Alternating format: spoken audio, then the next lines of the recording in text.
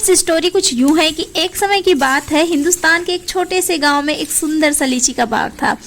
ये बाग शारिक का था जो पिछले 30 सालों से लीची की खेती कर रहा था और उसका बाग गांव में मशहूर था क्योंकि उसकी लीची का स्वाद सबसे ज़्यादा अच्छा था और लोगों को बेहद ही पसंद था।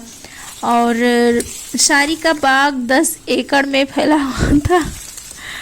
वहाँ लीची के बड़े बड़े पेड़ थे जो हर साल बहुत सारी लीचियाँ देते थे। जब लीची का फूल खिलते तो पूरा बाग एक सुंदर सुगंध से भर जाता और शारिक के बाग में हर वर्ष मई और जून के महीने में हार्वेस्टिंग होती थी। और शारिक ने अपने बाग की देखभाल के लिए कई लोगों को नौकर रखा हुआ था। सुबह से शाम तक वे लोग पौधों को पानी देते, उन्हें खाद डालते और उनकी सुरक्षा करते। और शारिक का कहना था कि लीची के पेड़ बिल्कुल बच्चों जैसे होते हैं, इन्हें प्यार और देखभाल की ज़रूरत होती है।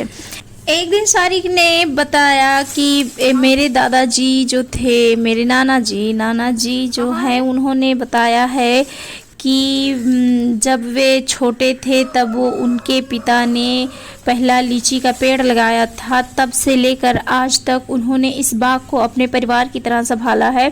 उन्होंने बताया कि एक बार बारिश के कारण कई पेड़ गिर गए थे, लेकिन उन्होंने हिम्मत नहीं हारी और फिर से नए पेड़ लगाए। और शारिक ने हमें लीची के फ़ायदों के बारे में भी बताया। उन्होंने कहा कि लीची में विटामिन सी होता है जो कि हमारी इम्यूनिटी को स्ट्रांग बनाता है। इसमें एंटीऑक्सीडेंट होते हैं जो हमें बीमारियों से बचाते हैं और सबसे बड़ी बात, इसका स्वाद बहुत ही अनोखा होता है जो हमेशा याद रहता है। और फ्रेंड्स, हम बताते चलें कि हर साल गांव में एक मेला लगता है जहां शारिक अपने बाग की फ्रेश लीचियां बेचता है। इस वर्ष भी मेला लगा और शारिक अपनी लीचियां लेकर गए और अपने साथियों को भी लेकर गए और गांव के लोग शारिक की लीचियां खरीदने के लिए लाइन में लग गए।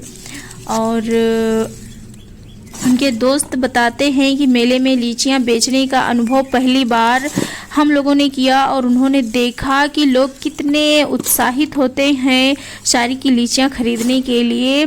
और उनके दोस्तों ने कहा कि हमने औरतों को देखा जो कह रही थी कि शारिक की लीचियां खाने में मेरे जोड़े दर्द में भी आराम मिलता है। वो कह रही थी औरतें कि मेरे जोड़ों में जो दर्द होता है लीचियां खाने के बाद आराम मिलता है। ऐसा होता है क्या? हमने तो ऐसा अनुभव कभी नहीं किया भैया। हो सकता है उन लोगों को आराम मिला हो। और गांव के बच्चों की खुशी तो देखने लायक थी कि मेले के बाद शारिक अपने